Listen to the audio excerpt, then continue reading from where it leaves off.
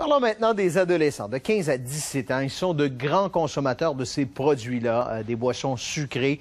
C'est ce que révèle une autre enquête de l'Institut de la statistique du Québec. L'étude indique que plus de la moitié d'entre eux consomment régulièrement différents types de boissons sucrées, soit des boissons gazeuses, on les connaît bien, des boissons à saveur de fruits ou encore des boissons pour sportifs et les boissons énergisantes. Nicole Germain. Les Québécois ont la dent sucrée quand il s'agit de breuvage.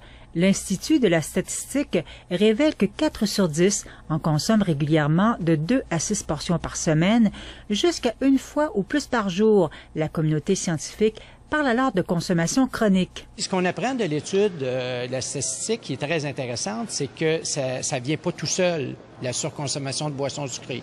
C'est associé à un certain niveau socio-économique. Ces gens-là sont plus sédentaires également. Alors, quand on met tout ça ensemble, ils sont plus à risque, l'obésité, le diabète, les maladies cardiovasculaires. Mais ce qui préoccupe davantage les experts en santé publique, 63% des jeunes de 15 à 17 ans consomment régulièrement des boissons sucrées.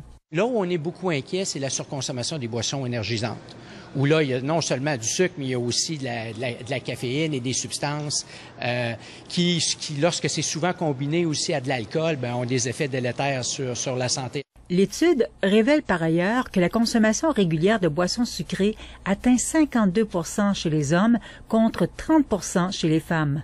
Ce que ça nous dit, cette étude-là, c'est qu'il y a omniprésence de la consommation de boissons sucrées dans notre population.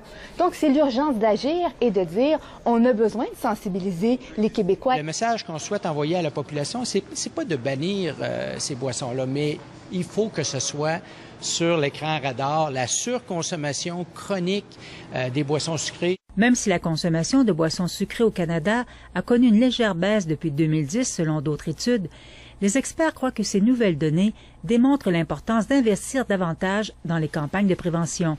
Ici Nicole Germain, Radio-Canada, Québec.